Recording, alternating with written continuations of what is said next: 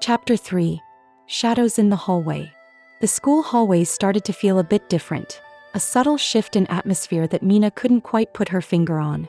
A new student to the school, Raven, had recently transferred from another school at the beginning of the year, and her presence seemed to cast a shadow over everything. Raven was hard to miss. Dark clothes, often torn and faded, spiked hair that seemed to defy gravity, and a perpetually bored expression etched on her face. She often wore a worn band t-shirt, the name of some obscure metal band, and had a habit of leaning against lockers, observing everyone with heavy-lidded eyes.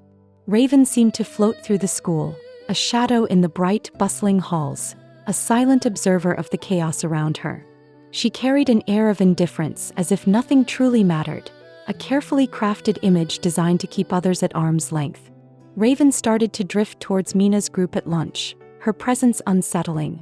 She wouldn't join them, but she'd stand nearby, sometimes just listening, sometimes offering a brief, cynical comment that seemed to deflate the conversation. One afternoon, as they were discussing Svetlana's latest attempt at sarcasm, Raven interjected, her voice low and raspy.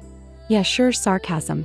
Whatever," Raven drawled, her eyes scanning the group with a dismissive glance. "It's all just words, right? Doesn't change anything. It isn't. Who cares anyway?" She shrugged, as if the entire concept of language and communication was meaningless. Her dark lipstick made her words sound even more menacing. The spikes in her ears and necklace seemed especially frightening. Svetlana's eyes lit up with curiosity, her literal mind struggling to comprehend Raven's cynicism. A rhetorical question. But why she say? She blurted out, her voice filled with genuine confusion. "What is point of asking the question if you do not want an answer?" She said, "Who cares? Does that mean no one cares?" The group quieted, unsure how to respond to Raven's sudden intrusion. Raven pulled a small silver tin from her pocket, its surface scratched and dented, flicked it open with a practiced motion and took out a thin white stick. It was a cigarette, its aroma faint but unmistakable. She didn't light it, not yet, just held it, twirling it slowly between her fingers, her eyes fixed on some distant point. A faint, smoky smell seemed to cling to her, a strong aroma of defiance. Mina felt a jolt of surprise and discomfort. Smoking.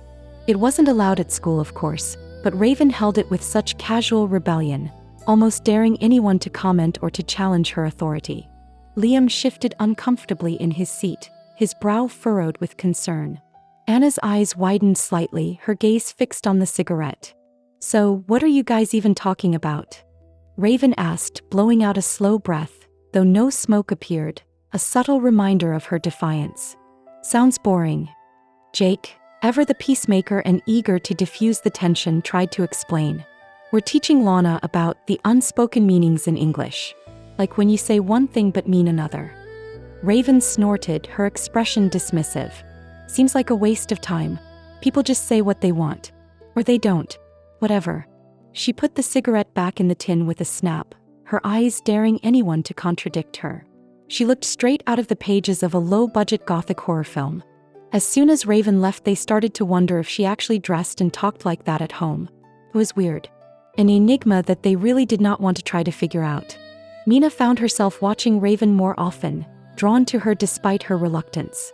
There was something intriguing about her defiance, her seeming disregard for rules and conventions. It was almost like she admired the fact that she was everything Mina couldn't be. That lack of fear of rejection didn't seem to faze Raven in the slightest.